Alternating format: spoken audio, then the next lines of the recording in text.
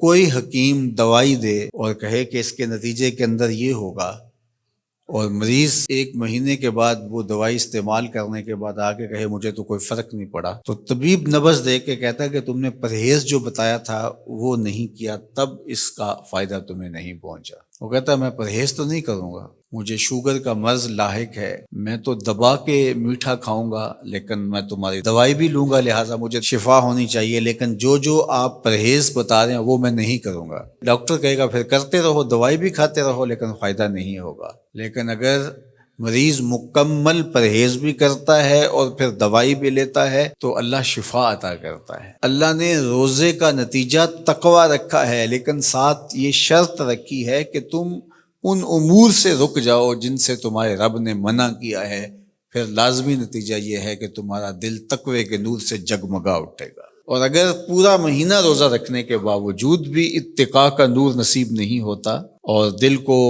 باطن کو روشنی نہیں ملتی، تو پھر اس کا مطلب یہ ہے کہ ہم نے اللہ کا روزہ نہیں اپنی مرضی کا روزہ رکھا ہے، اپنی خواہشات کے مطابق بھوک کاٹی ہے، اس کا کوئی فائدہ نہیں۔ اور حضور علیہ السلام نے واضح 2 ٹوک لفظوں میں ارشاد فرما دیا، من لم یدع قول الزور والعمل به فلیس للہ حاجۃ فی ان یدع طعامہ و شرابہ، جو ایسے امور کو نہیں چھوڑتا جن سے منع کیا گیا ہے تو پھر اس کے بھوکا اور پیاسا رہنے کی اللہ کو کوئی ضرورت نہیں۔ یہ خوراک بچاؤ مہم نہیں ہے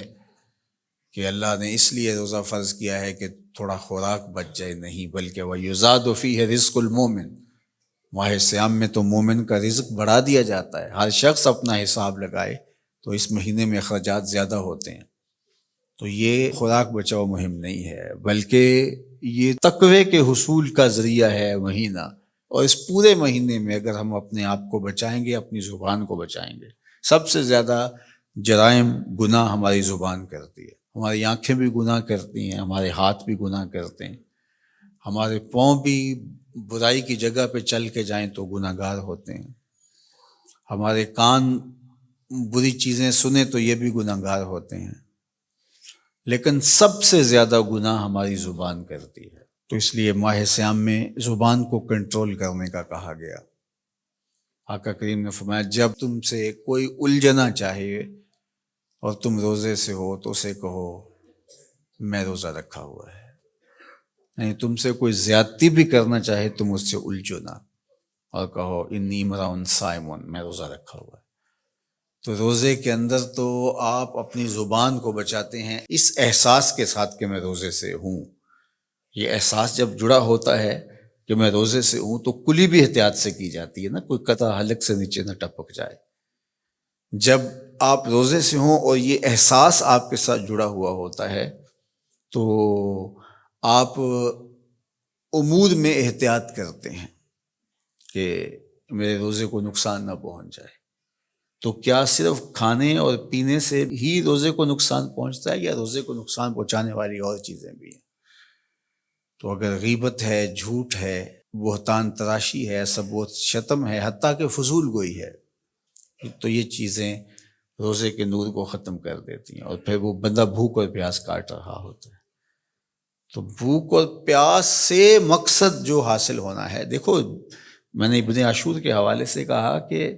کچھ چیزیں ہیں کہ ہمارا ذہن طے کر لیتا ہے اور ان سے دور رہنا ہمارے لیے مشکل نہیں ہوتا، جس طرح مردار ہے، خنزیر کا گوشت ہے، اور اس طرح کی بہت ساری چیزیں ہیں،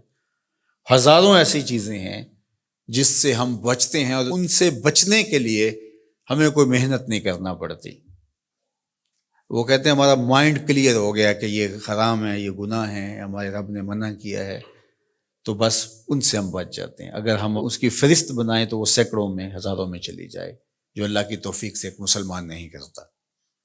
صرف اس احساس کے ساتھ کہ میں مسلمان ہوں، اور وہ نہیں کرتا۔ لیکن بہت ساری ایسی چیزیں ہیں کہ تم اس بات کو تسلیم کرتے ہو کہ ہم مسلمان ہیں، ہم نہیں کرنا چاہیے، لیکن اس کے باوجود تم کر رہے ہوتے ہو، تو ان ساری بیماریوں کا علاج روزہ ہے۔ تو اب روزہ بھی اگر ہم نے دیکھیے اور کوئی دوائی کارگر نہیں ہو رہی یہاں، تو یہاں روزہ چاہیے، اور اس دوائی کے ساتھ بھی اگر پرہیز نہیں کریں گے تو بیماری تو بڑھتی رہے گی، تو آہستہ آہستہ جو ہے وہ بیماری جڑ پکڑ جائے گی، پھر بہت مشکل ہوگا نکالنا۔ تو روزہ ان ساری بیماریوں کا علاج ہے جن کو ہم ختم نہیں کر پاتے۔